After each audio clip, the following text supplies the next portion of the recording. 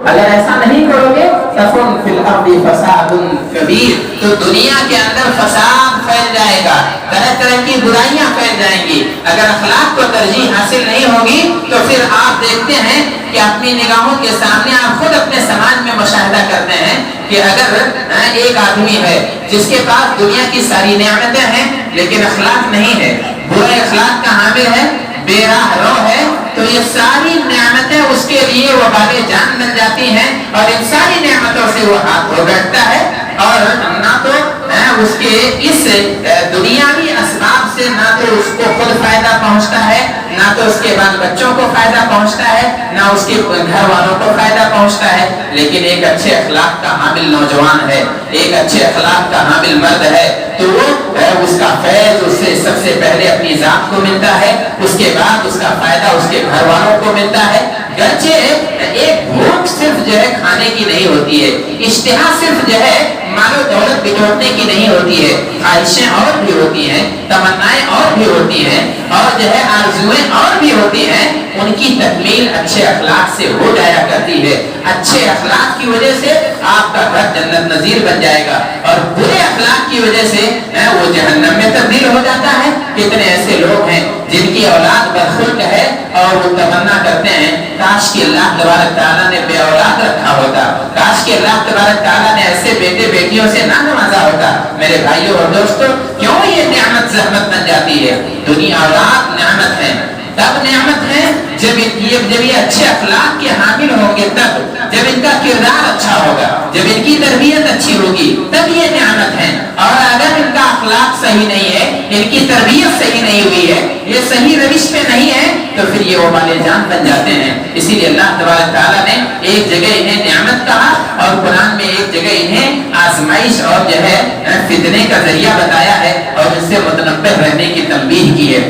اور اس کے بعد ایک بڑا سبب یہ ہوتا ہے کہ ہم یعنی بدلے کی پالیسی ہے کہ اگر آدمی اچھے اخلاق سے پیش آئے گا تو ہم اچھے اخلاق سے پیش آئیں گے، ورنہ نہیں۔ نبی پاک صلی اللہ علیہ وسلم عقبہ ابن عامر ایک صحابی ہیں، انہیں مخاطب کر کے کہتے ہیں سلمن قطعک، کہ اے عقبہ بن عامر تم اس سے رشتہ جوڑو جو تم سے قطع تعلق کر رہا ہے، وہ من حرمک، اور اسے نوازو، اسے دو جو تمہیں محروم رکھ رہا ہے، اور وعفو عمن ظلمک، اور اسے معاف کر دو جو تم پر ظلم کر رہا ہے۔ یعنی ایسا نہ ہو کہ آپ کے اچھے اخلاق کے لیے سامنے سے اچھا اخلاق پیش کیا جائے تب آپ اچھے اخلاق کے عامل بنیں گے، تب تو وہ مکافات عمل ہے، تب تو وہ بدلہ ہوا۔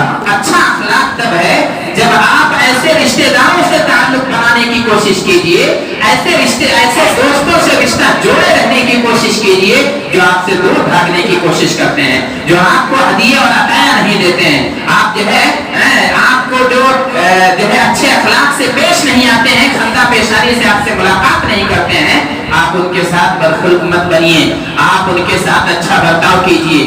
جو آپ سے کرنا چاہتا ہے اسے جوڑنے کی کوشش کیجئے، جو آپ کو محروم رکھنا چاہتا ہے آپ اسے نوازنے کی کوشش کیجئے، جو آپ پر زیادتیاں کرتا ہے اسے آپ بخشنے کی کوشش کیجئے۔ یہ اللہ تبارک تعالیٰ کے رسول صلی اللہ علیہ وسلم کی ہدایت ہے۔ خود آپ صلی اللہ علیہ وسلم نے عمل بھی اس پر کیا ہے۔ آپ دیکھیے طائف میں آپ کے ساتھ کیا ہوا تھا، آپ خون میں شراب بول رہے ہیں، بدن پہ جو ہے لہو لہان ہے، خون جو ہے جوتوں میں جا کے جمع ہو گیا ہے۔ اللہ کے رسول صلی اللہ علیہ وسلم ایسے وقت بھی اچھے اخلاق کا مظاہرہ کرتے ہیں، نہ صرف یہ کہ ظالموں کو معاف فرما دیتے ہیں بلکہ ان کے لیے عذر تلاش کرتے ہیں اور دعائیں کرتے ہیں، اور اس کے بعد کہتے ہیں اللہم اغفر لامتی فانہم لا یعلمون، اللہ تبارک تعالیٰ میری امت کو معاف فرما دے اس لیے کہ یہ نادان ہے، جاہل ہے، میرے ساتھ رویہ ایسا اپنایا ہے، میرے ساتھ ایسے اخلاق کا مظاہرہ کیا ہے، اس کی وجہ جو ہے یہ ہے کہ یہ نادان ہے، انہوں نے مجھے پہچانا نہیں ہے، انہوں نے مجھے جانا نہیں ہے۔ میرے بھائیوں اور دوستوں، یہ معاف کرنے کا اعلیٰ معیار ہے کہ آپ اپنے دشمن کو نہ صرف یہ کہ معاف کر دیں بلکہ دشمن کو جو ہے دعائیں بھی دیں، اور اس کے بعد صرف دعا پر اکتفا نہ کریں، اس کی زیادتیوں کا بہانہ بھی تلاش کریں، عذر بھی تلاش کریں۔ یہ کر کے دکھایا ہے رسول پاک صلی اللہ علیہ وسلم نے۔ آپ اپنے گھروں میں سمجھوتا کر لیتے ہیں، آپ اپنے گھروں میں بہت ساری چیزیں برداشت کر لیتے ہیں، آپ اپنی اولاد کو معاف کر دیتے ہیں، وہی رویہ وہی اخلاق آپ اپنے سماج کے ساتھ بھی اپنائیے، وہی رویہ آپ اپنے معاشرے کے ساتھ بھی اپنائیے۔ آپ گھروں میں سمجھوتے کرتے ہیں، کمپرومائز کر لیتے ہیں، لیکن باہر اپنے دوستوں کے ساتھ، اپنے رشتہ داروں کے ساتھ، اپنے سماج اور معاشرے کے لوگوں کے ساتھ آپ برداشت کی قوت کھو دیتے ہیں۔ ایسا نہیں ہونا چاہیے، بلکہ معاف کرتے رہیے، لوگوں کو برداشت کرتے رہیے، لوگوں کی زیادتیوں کا بہانہ تلاش کرتے رہیے، اور انشاءاللہ آپ خوش رہیں گے، آپ کا معاشرہ اچھا ہوگا، آپ کا سماج بہتر ہوگا۔ باہمی محبت یہ بھی ایک بڑی وجہ ہے کہ آپ اگر باہمی محبت رکھیں گے، آپ اپنے معاشرے کے لوگوں کو دشمن نہیں سمجھیں گے، آپ اپنے ساتھیوں کو جو ہے مخالف نہیں سمجھیں گے، تب آپ اچھا اخلاق پیش کر سکتے ہیں۔ لیکن جب بدگمان ہو جائیں گے، آپ دلوں میں نفرت پیدا کر لیں گے، بدخواہی چاہیں گے، ترقی کر رہا ہے بھائی، آپ کو تکلیف ہو رہی ہے، کسی منصب پر پہنچ رہا ہے، آپ کو حسد ہے، آپ کا سینہ جو ہے حسد اور کینے اور غرور سے جو ہے پھٹا جا رہا ہے، تب آپ اس کے ساتھ اچھا اخلاق نہیں کر پائیں گے۔ اس لیے باہمی محبت رکھیے۔ لا یؤمن احدکم حتی یحب لاخیہ ما یحب لنفسہ، کہ تم میں سے کوئی آدمی مومن ہو ہی نہیں سکتا ہے یہاں تک کہ اپنے بھائی کے لیے بھی وہی پسند کرے جو اپنے لیے پسند کرتا ہے۔ جب آپ اپنے بھائیوں کے لیے بھی وہی پسند کریں گے جو اپنے لیے پسند کرتے ہیں، اپنے اہل و عیال کے لیے پسند کرتے ہیں، تب اچھا اخلاق اپنانا آسان ہو جائے گا۔ لیکن اگر آپ بدخواہی کر رہے ہیں، آپ اس کی ٹانگ کھینچنے کی کوشش کر رہے ہیں، تب پھر اس کے ساتھ سازشیں ہوں گی، اس کے ساتھ نفرتیں ہوں گی، عداوتوں کا نہ ختم ہونے والا سلسلہ شروع ہوگا۔ اس لیے آپ جو ہے اپنے بھائیوں کے لیے خیر خواہ بن جائیے، اللہ تبارک تعالیٰ آپ کے ساتھ خیر خواہی کرے گا۔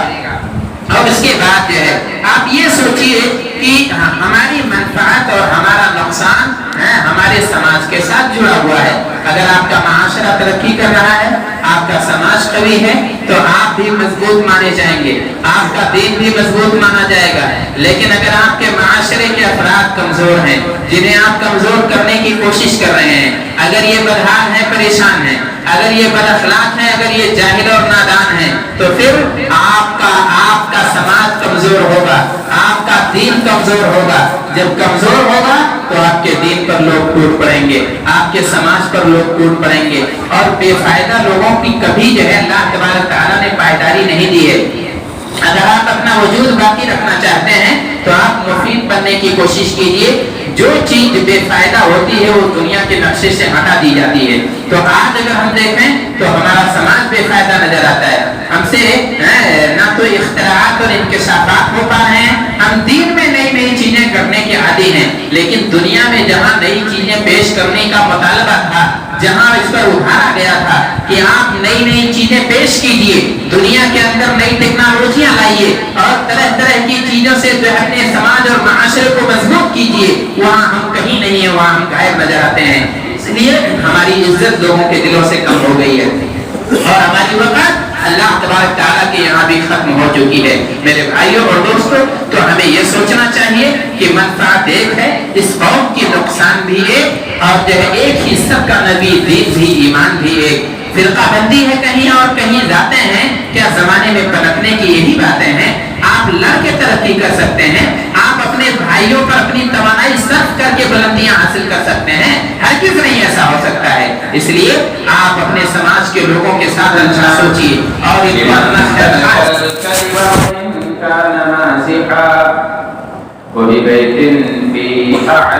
اپنا لمن حسن خلقه رواه ابو داود وحسنه الالباني۔ محترم حاضرین جمعہ،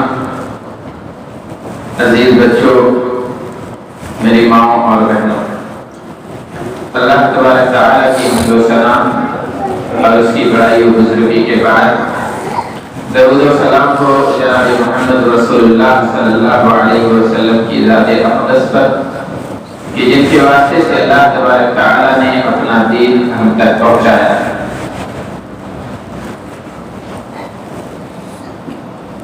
ہم سب جانتے ہیں کہ ہمارے دین میں اخلاق کو بہت زیادہ ترتیب حاصل ہے، اور یہ بہت بڑی نعمت ہے، بہت بڑی دولت ہے۔ یہ ایسا سرمایہ ہے کہ اگر ہماری اولاد اس سے آراستہ ہو جائے، ہمارا سماج، ہمارا معاشرہ اگر اس پر عمل پیدا ہو جائے تو وہ معاشرہ، وہ سماج مثالی بن جائے گا۔ اچھے اخلاق اللہ تبارک تعالیٰ نے نبی پاک صلی اللہ علیہ وسلم بلکہ تمام انبیاء کرام کو یہ نعمت دی تھی کہ وہ اخلاق کے اعلیٰ معیار پر ہوا کرتے تھے۔ اللہ کے رسول صلی اللہ علیہ وسلم کے بارے میں اللہ تبارک تعالیٰ نے فرمایا کہ وَإِنَّكَ لَعَلَىٰ خُلُقٍ عَظِيمٍ، آپ بہت اونچے اخلاق پر ہیں، آپ کا کردار بہت نرالا ہے اور آپ بہت اچھے اخلاق والے ہیں۔ یہ گواہی اللہ تبارک تعالیٰ کی جانب سے ہے اور آپ کے سماج اور معاشرے کے افراد بھی آپ کے بارے میں گواہیاں دیتے تھے۔ آپ سنتے رہتے ہیں کہ وہی سماج جس نے آپ کی مخالفت کی تھی وہی آپ کو صادق بھی کہتا تھا، وہی معاشرہ جو اس نے آپ کی دعوت کو ٹھکرایا تھا وہی آپ کو امین بھی کہتا تھا۔ آپ کے اخلاق پہ انگلیاں کبھی نہیں اٹھائی تھی انہوں نے۔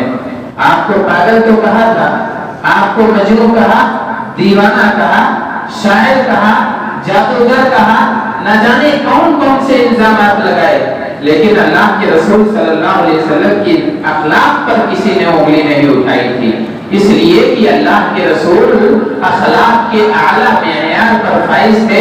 وَإِنَّكَ لَعَلَىٰ خُلُقٍ عَظِيمٍ، اسی لیے اللہ کے رسول صلی اللہ علیہ وسلم ایک روایت میں فرماتے ہیں کہ بُعِثْتُ لِأُتَمِّمَ مَكَارِمَ الْأَخْلَاقِ، میں اس لیے بھیجا گیا ہوں تاکہ میں اچھے اخلاق کی تکمیل کروں، اپنے کردار کے ذریعے سے، اپنے زبان کے ذریعے سے اور اپنے معاملات اور اپنے برتاؤ کے ذریعے سے میں اچھے اخلاق کی تکمیل کے لیے میری بعثت ہوئی ہے۔ آپ صلی اللہ علیہ وسلم نے ایک دوسری روایت میں حضرت ابو امامہ باہلی رضی اللہ عنہ روایت کرتے ہیں آپ صلی اللہ علیہ وسلم نے فرمایا، کہا انا زعیم ببیت فی ربض الجنت لمن ترک المراء وان کان محقا، کہ میں ایسے آدمی کو جنت کی بشارت دیتا ہوں، اس کے لیے جنت کی ضمانت لیتا ہوں۔ زعیم یعنی میں ذمہ دار بنتا ہوں، میں ضمانت لے رہا ہوں ایسے آدمی کے لیے جنت کے ایک کنارے، جنت کے کنارے میں یا جنت کے ایک چھوٹے سے ابتدائی حصے میں اس کے ٹھکانے کی ضمانت میں لیتا ہوں۔ کون ایسا شخص ہے جس کی ضمانت رسول پاک صلی اللہ علیہ وسلم لے رہے ہیں؟ جنت کے ایک ابتدائی حصے میں، ایک کنارے، ایک کونے میں، وہ لمن ترک المراء وان کان محقا، جس نے لڑائی جھگڑا چھوڑ دی ہو اگرچہ وہ حق پر ہو۔ ہم میں سے بہت سے شریف لوگ اس لیے لڑنا چھوڑ دیتے ہیں، اس لیے منہ لگنا چھوڑ دیتے ہیں، کنارہ کشی اختیار کر لیتے ہیں کہ کون الجھنے جائے اور کون معاملات کو طول دینے جائے، کون اختلافات کو بڑھاوا دینے جائے، خاموش ہو جاتے ہیں۔ حالانکہ وہ حق پر ہوتے ہیں، وہ بول سکتے ہیں، وہ جواب دے سکتے ہیں، وہ لڑ سکتے ہیں، وہ مقابلہ کر سکتے ہیں، لیکن فتنہ اور جنگ و جدل سے بچنے کے لیے حق پر ہوتے ہوئے بھی خاموش ہو جا رہا ہے اگر بندہ، تو رسول پاک صلی اللہ علیہ وسلم اس کے لیے جنت کے کنارے میں جنت کی بشارت لے رہے ہیں، جنت کی ضمانت لے رہے ہیں۔ اور اس کے بعد آپ صلی اللہ علیہ وسلم نے فرمایا وَبِبَيْتٍ فِي وَسَطِ الْجَنَّةِ لِمَنْ تَرَكَ الْكَذِبَ وَإِنْ كَانَ مَازِحًا، اور جنت کے درمیانی حصے میں میں ایک گھر کی ضمانت لیتا ہوں ایسے آدمی کے لیے جس نے جھوٹ چھوڑ دیا ہو، جھوٹ بولنا ترک کر دیا ہو، وَإِنْ كَانَ مَازِحًا، اگرچہ مذاق ہی کیوں نہ کر رہا ہو۔ مذاق میں بھی جھوٹ مطلوب نہیں، جھوٹ بولنے کی اجازت نہیں ہے۔ اللہ کے رسول صلی اللہ علیہ وسلم مذاق کرتے تھے، آپ ہنسی مذاق کرتے تھے، لیکن وہاں حق کی اور سچائی اور صدق کی رعایت کرتے ہوئے آپ مذاق کرتے تھے۔ آپ نے سنا ہوگا کہ آپ صلی اللہ علیہ وسلم کے پاس ایک بوڑھی خاتون آتے ہیں، دعا کی درخواست لے کر آتے ہیں، کہتی ہیں اللہ کے رسول صلی اللہ علیہ وسلم میں بوڑھی عورت ہوں، میرے لیے جنت کی دعا کر دیجئے۔ آپ صلی اللہ علیہ وسلم نے ان سے مذاقاً کہا کہ کیا بوڑھی बूढ़ी औरतें जन्नत में नहीं जाएंगी। क्या ये सच है कि बूढ़ी औरतें जन्नत में नहीं जाएंगी? ये सच नहीं है, लेकिन जब वो औरत मायूस हो जाती है और आंखों में आंसू लेकर वापस लौटने की कोशिश करती है, अल्लाह के रसूल सल्लल्लाहु अलैहि वसल्लम बुलाते हैं और कहते हैं, क्या तुमने कुरान पाक नहीं पढ़ा है? उसमें अल्लाह तबारक तआला ने क्या वादा किया है? और बना तराबा, कि हम किसी भी उम्र में आदमी मरा हो, चाहे वो बूढ़ा होकर मरा हो, चाहे बूढ़ी होकर मरी हो, चाहे बचपन में मर गया हो, चाहे लड़कपन में इंतकाल कर गया हो, लेकिन उसको जन्नतियों की एक मखसूस उम्र होगी, 35 से 35 साल के दरमियान की उम्र होगी, और जवानी के इसी शबाब के वो उम्र में सबको पहुंचा दिया जाएगा, तब जन्नत में दाखिला दिया जाएगा। अल्लाह के रसूल सल्लल्लाहु अलैहि वसल्लम ने मजाक भी किया और जो है तफरीह भी की, लेकिन झूठ का सच का दामन नहीं छोड़ा और झूठ से करीब नहीं हुए। यही मतलब है कि आप मजाक भी करें, फिर भी झूठ जो है इस्तेमाल ना करें। कितने ऐसे लोग हैं, लोगों को हंसाने के लिए झूठ बोल देते हैं, लोगों को बहलाने के लिए, उनका दिल बहलाने के लिए झूठ का सहारा लेते हैं। रसूल पाक सल्लल्लाहु अलैहि वसल्लम ने कहा, अगरचे हंसी मजाक ही क्यों ना हो रही हो, लेकिन फिर भी अगर कोई आदमी झूठ छोड़ दे रहा है, तो ऐसी सूरत में जन्नत के दरमियानी हिस्से में मैं उसके लिए एक घर की जमानत लेता हूँ। और उसके बाद आप सल्लल्लाहु अलैहि वसल्लम ने आखिरी हिस्से में फरमाया, वो भी फी आलल जन्ना, और मैं जन्नत के आला यानी ऊंचाई पर, यानी इंतहाई शर्फ मंजिलत वाले मकाम पर उसके लिए घर की जमानत में ले रहा हूँ। कौन है ऐसा आदमी? लिमन हस्सना खुलुका, जिसने अपने अच्छे अखलाक अच्छे कर लिए हों, जिसने अपना किरदार अच्छा कर लिया हो। यहाँ ये भी मालूम होता है कि अखलाक कोई आसमानी या फितरी चीज नहीं है, उसे संवारा जा सकता है। अगर आप बिगड़े हुए हैं तो आपके हाथ में है कि आप बन सकते हैं। अगर आप चिगरखोरी और गीबत के आदी हैं तो आपके अख्तियार में है कि आप उसे छोड़ सकते हैं। अगर आप फितना परवरी के आदी हो चुके हैं तो आपके काबू में है कि आप उससे बाज आ सकते हैं। अगर आपने बुरे अखलाक अपना अख्तियार कर लिए हैं, आपने बुरी सोहबत से बुरी चीजें सीख ली हैं, अगर आपने माशरे से गलत काम सीख लिया है, तो आपके अख्तियार में है कि उसे तर्क कर दीजिए। लिमन हस्सना खुलुका, जिसने अपने अच्छे अखलाक अच्छे बना लिए हों, उसके लिए मैं जन्नत के बुलंदी पर एक घर की जमानत लेता हूँ। मेरे भाइयों और दोस्तों, तो आप अंदाजा कीजिए कि अखलाक की कितनी कीमत है। एक रिवायत में आप सल्लल्लाहु अलैहि वसल्लम फरमाते हैं, मा मिन शैइन अथक़ल फी मीज़ानिल मुअमिन यौमल क़ियामति मिन हुस्निल खुल्क़, कि आदमी के नामे अमाल में जो सबसे भारी चीज होगी, सबसे वजनी चीज होगी, वो उसका अखलाक होगा। नमाजियों की नमाज भी उस मकाम पर नहीं पहुंच सकती है, आपके सदक़ों खैरात का भी वो मकाम नहीं है जो आपके अच्छे अखलाक का है। अच्छा अखलाक है तो ये सारी चीजें खुद ब खुद आ जाएंगी। अच्छे अखलाक वाला अल्लाह की नाफरमानियां नहीं करेगा, अच्छे अखलाक वाला बंदों पर जुल्म नहीं ढाएगा, अच्छे अखलाक वाला अपने माँ बाप के साथ ज्यादतियां नहीं करेगा, अच्छे अखलाक वाला अपने समाज के साथ जराइम का इर्तिकाब नहीं करेगा। इसलिए कि अखलाक जो है, अच्छा अखलाक आदमी को बुराइयों से रोकता है। और फिर जब इबादतें अंजाम दी जाएंगी, अल्लाह के हुकूक निभाए जाएंगे, बंदों के हुकूक अदा किए जाएंगे, तो इसमें अखलाक में और ज्यादा बढ़तरी आती जाएगी और अखलाक के निहायत बेहतर होता चला जाएगा। अल्लामा इब्न खल्दून रहमहुल्लाह ये यानी अक़वाम को बहुत बारीकी से उनका जायजा लेने वाले आलिम माने जाते हैं। ये कहते हैं कि आदमी तारीख इंसानों की उठा कर देखे तो उसमें कभी भी कोई कौम उसे ऐसी नहीं मिलेगी जिसने क़यादत की हो, जिसने सियादत की हो, जिसने हुकूमत की हो और वो बदखुल्क रही हो। अच्छे अखलाक वाले ऊपर जाते हैं, बुलंदियों पर जाते हैं। खराब अखलाक के लोग, खराब अखलाक के हामिलीन, इन्हें इज्जत अल्लाह तबारक तआला नहीं देता है, इन्हें हुकूमत की पायदारी अता नहीं करता है। अल्लाह तबारक तआला ऐसे लोगों को जलील और रुस्वा कर देता है। हम अपनी आंखों से देखते हैं कि बुरे अखलाक का आदमी तरक्की नहीं कर सकता है। अगर वो टीचर है, अखलाक अच्छा नहीं है तो बुलंदियां नहीं तय कर सकता है। अगर वो बाप है, अखलाक अच्छा नहीं है तो घर में सुकून नहीं आ सकता है। अगर वो घर जो है रिश्तेदार है, अखलाक अच्छा नहीं है तो लोगों के साथ तामुल अच्छा नहीं हो सकता है। اگر کمیٹی برے اخلاق کی حامل ہے، کمیٹی زیادہ دن تک نہیں چل سکتی ہے. اگر پارٹی برے اخلاق کی حامل ہے تو اسے پائیداری حاصل نہیں ہو سکتی ہے. اگر سماج برے اخلاق کا حامل ہے ترقیاں نہیں کر سکتا ہے. معاشرہ برا ہے تو عروج نہیں حاصل کر سکتا ہے. اور قوم بری ہے تو ترقی اللہ تبارک تعالیٰ ایسے لوگوں کے حصے میں نہیں رکھتا ہے. اس لیے انسانی تاریخ سے بھی ہمیں یہ درس ملتا ہے، بلندیاں انہیں اللہ دیتا ہے جن کے اخلاق اچھے ہوتے ہیں، جن کا کردار اچھا ہوتا ہے.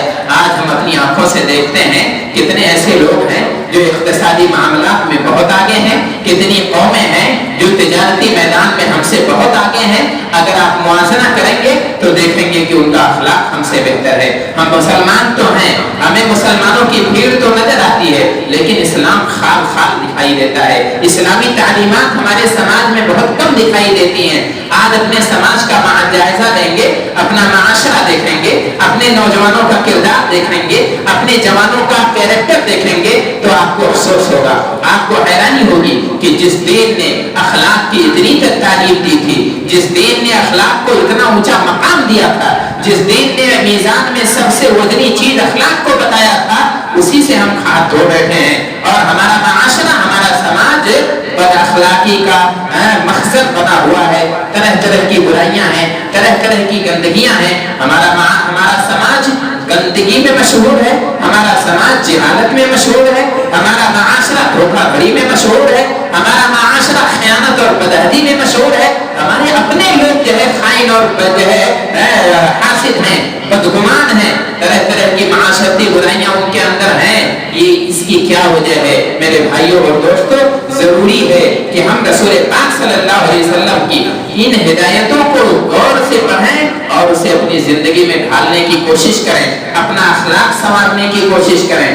اخلاق بگڑتا کیوں ہے؟ اخلاق خراب کیوں ہوتا ہے؟ اس کا سب سے بڑا سبب یہ ہے دنیا پرستی. کہ آدمی جب دنیا پرست ہو جاتا ہے تو دنیا کے لیے، دنیا جمع کرنے کے لیے، دنیا کی آسائش جمع کرنے کے لیے ہر راستہ اختیار کرتا ہے. دنیا جتنی حسین آج ہے شاید اتنی حسین کبھی نہیں تھی. اس لیے آدمی گمراہ ہو جاتا ہے. یہاں آسائشیں ہیں، یہاں آرام ہے، یہاں لذت کے سامان ہیں. دنیا جو ہے بہت پرکشش نظر آتی ہے اور ہر آدمی اس سے ہم آگوش ہونا چاہتا ہے، دنیا کی لذتوں سے. لیکن اللہ تبارک تعالیٰ نے تنبیہ فرمائی ہے. اللہ تبارک تعالیٰ نے کہا دنیا کا حاصل ہو جانا یہ کوئی بہت بڑے اعجاز کی بات نہیں ہے، یہ جو ہے آپ کا مقصود نہیں ہے.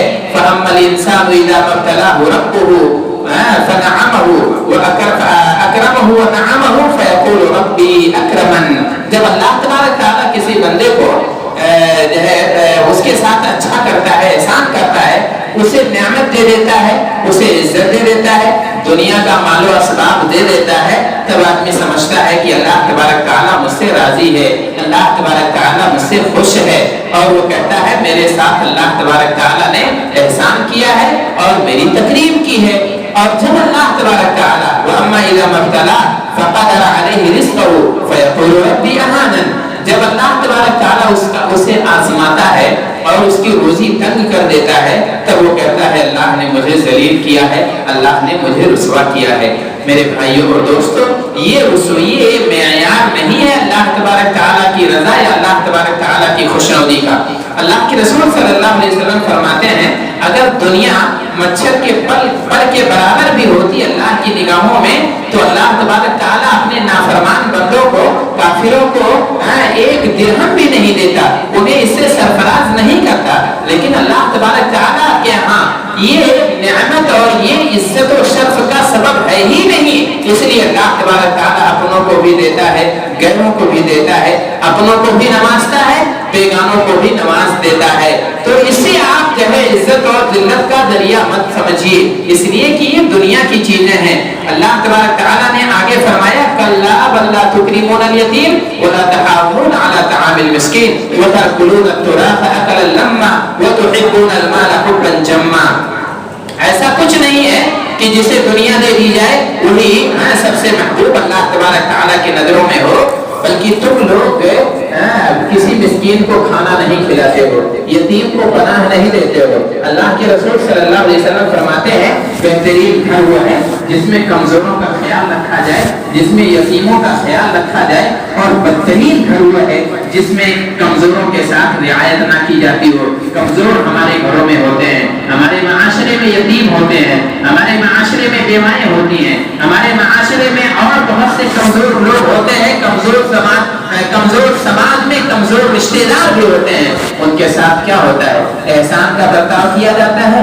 ان کے ساتھ سلوک کیسا ہوتا ہے ہمارا؟ کیا ان کے ساتھ زیادتیاں نہیں ہوتی ہیں؟ یقیناً ہوتی ہیں۔ تو اگر کسی گھر میں کمزوروں کے ساتھ زیادتی کی جا رہی ہو، کسی گھر میں عورتوں اور بیٹیوں کو ستایا جا رہا ہو، ان ناجن عابدینوں کو تنگ کیا جا رہا ہو، یتیموں اور بیواؤں کو پریشان کیا جا رہا ہو، ان پر زیادتیاں کی جا رہی ہوں، تو سب سے برا گھر وہ ہے اور سب سے برا سماج وہ ہے جہاں ان کے ساتھ زیادتیاں ہو رہی ہیں۔ اس لیے کہ رسول پاک صلی اللہ علیہ وسلم نے ان کے ساتھ حسن سلوک کی تاکید کی ہے۔ اللہ کے رسول صلی اللہ علیہ وسلم آخری وصیت فرماتے ہیں اور کہتے ہیں کہ یہ اپنے جو ہے یہ لوڈیروں کا، غلاموں کا، نوکروں کا اور کمزور طبقات کا اور اپنی بیویوں کا خیال رکھنا، ان کے ساتھ اچھا برتاؤ کرنا۔ لیکن ہماری بدخلقی کا یہ عالم ہے کہ ہم اپنے رشتہ داروں کے ساتھ بھی، اپنے بچوں کے ساتھ، اپنی بیٹیوں کے ساتھ اور اپنی بیویوں کے ساتھ بھی اچھا سلوک نہیں کر پاتے ہیں،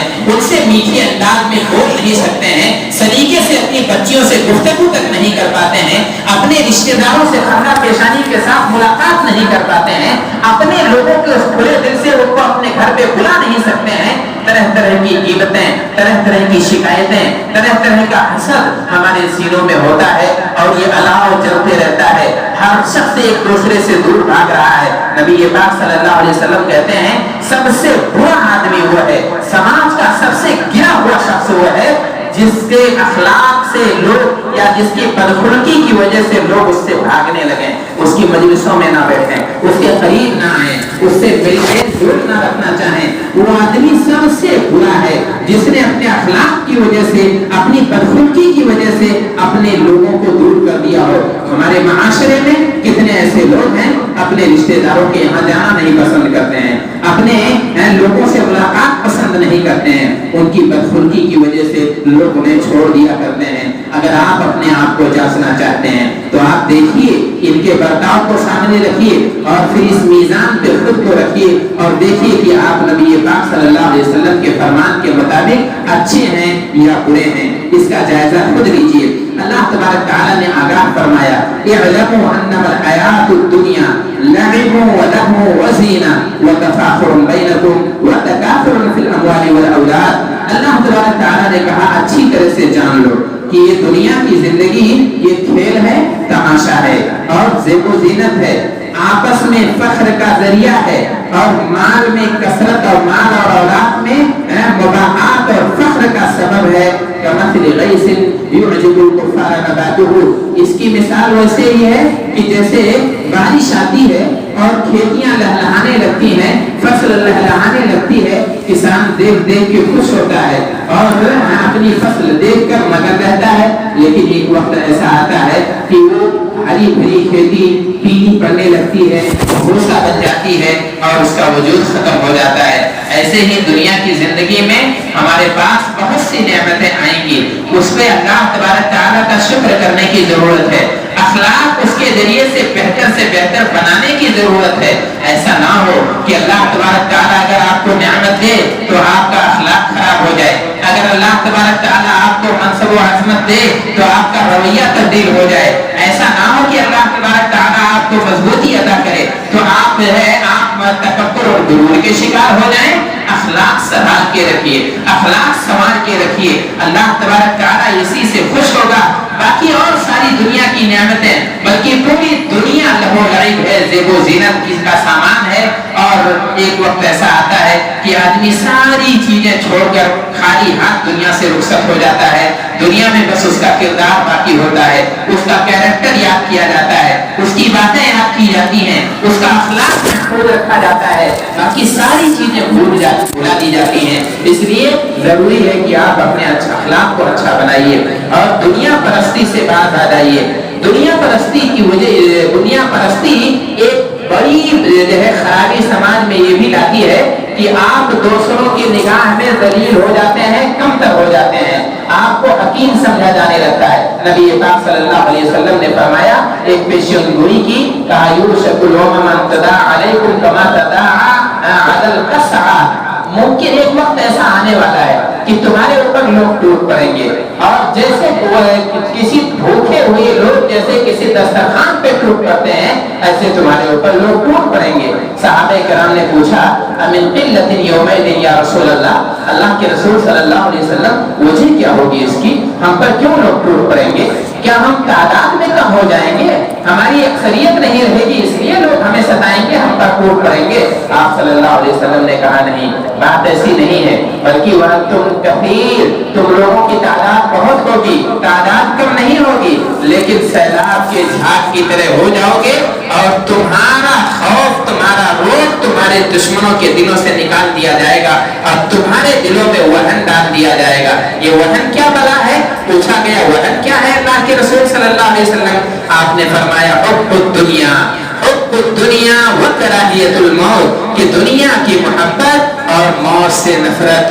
दुनिया की मोहब्बत अगर दिलों में आएगी तो आपका मकाम दूसरों के नजदीक घट जाएगा, अगर दुनिया महबूब हो जाएगी।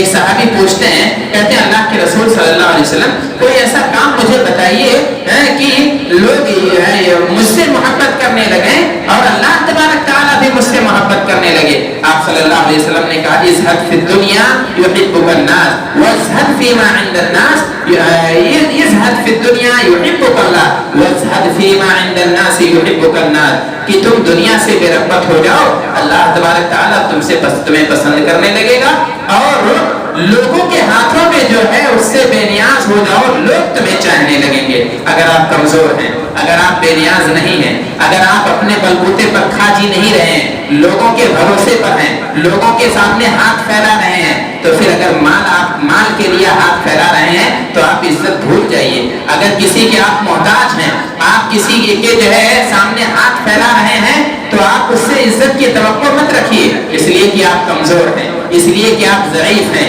इसलिए कि आप जो है मोहताज हैं। तो ऐसे लोगों को इज्जतें नहीं मिलती हैं, और ना तो उसे शर्फ अल्लाह तबारक तआला के यहाँ हासिल होता है। इसलिए मजबूत बनने की कोशिश कीजिए। नबी पाक सल्लल्लाहु अलैहि वसल्लम ने कहा, अल-यदुल उलिया खैरुम मिन अल-यदिस सुफला, देने वाला हाथ ऊपर होता है, लेने वाला हाथ नीचे होता है। आपने कहा ये हाथ ज्यादा बेहतर है ये नीचे वाले हाथ के मुकाबले में। तो हर एतबार से हमें मजबूत होने की जरूरत है, लेकिन दुनिया की मोहब्बत मजबूत नहीं होने देती है। दुनिया की मोहब्बत हमारे दिलों में खौफ तारी कर देती है, हमें बुज़दिल बना देती है। बुज़दिल आदमी से हर कोई लड़ना चाहता है, कमजोर आदमी पर हर कोई रोक जमाना चाहता है, और दुनिया की मोहब्बत में डूबा हुआ शख्स हर किसी की नजर में गिरा हुआ होता है। इसलिए आप मजबूत बनने की कोशिश कीजिए। अगर आप कमजोर हैं, अगर आपकी कौम कमजोर है, अगर आपका समाज कमजोर है, तो आप यकीन मानिए कि लोग आपको हकीर समझेंगे, लोग आप पर टूट पड़ेंगे, लोग आपको तंग करने लगेंगे, आपका अखलाक बुरा लगेगा लोगों को, आपके अच्छे किरदार भी लोगों को बुरे लगने लगेंगे, आपका दीन भी उनकी निगाहों में मरहूस हो जाएगा, और आप भी जलील हो जाएंगे।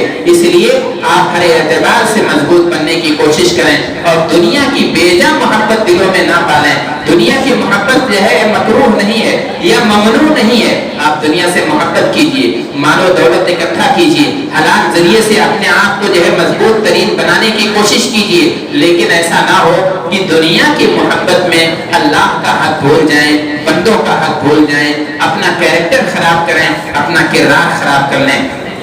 अल्लाह के रसूल सल्लल्लाहु अलैहि वसल्लम ने इसीलिए हमें दुनिया की बेजा मोहब्बत से आगाह किया है। और उसके बाद हम देखते हैं कि इसका जो है एक और सबब ये भी होता है कि अखलाक पस्त होने का या बिगड़ने का, कि आदमी मनफी सोच जहन में रख लेता है। मनफी सोच का मतलब ये है कि हर किसी को ऐब की नजर से देखता है, बदगुमान रहता है।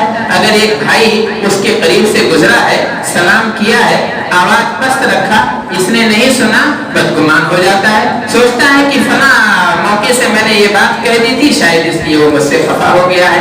हालांकि वो बेचारा अपने घर के किसी मसले में उलझा हुआ था, کسی فکر میں ڈوبا ہوا تھا، آپ کا سلام سنا نہیں ہے، جواب اسی لیے نہیں دیا ہے۔ لیکن یہ بات کب ہو سکتی تھی؟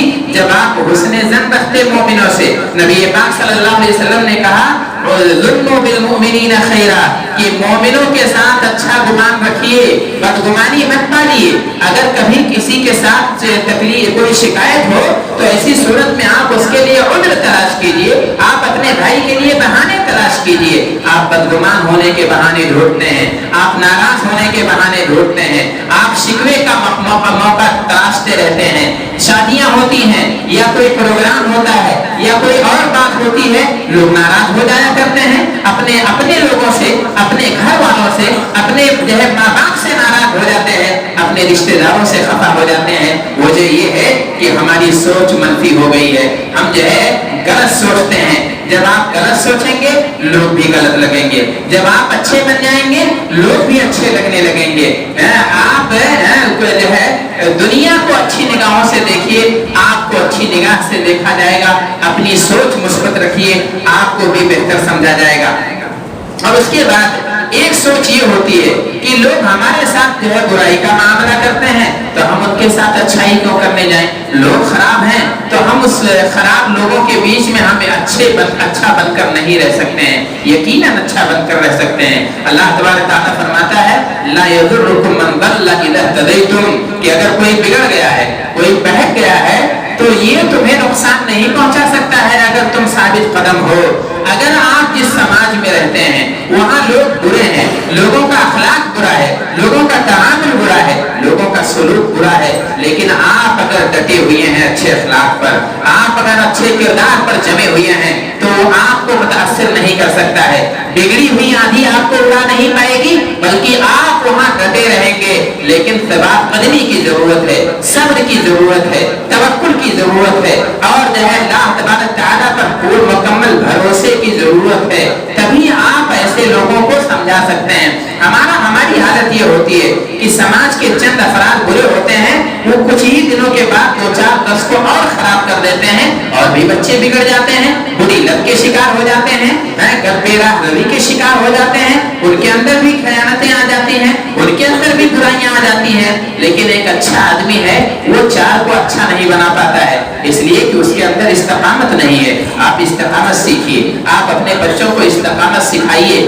آپ جیسے اپنے بچوں کے لیے دنیا بٹورنے کی کوشش کر رہے ہیں، اس کے لیے وقت دے رہے ہیں، ایسے ہی ان کو اخلاقی فائدہ پہنچانے کے لیے، روحانی غذا دینے کے لیے بھی تھوڑا وقت نکالیے۔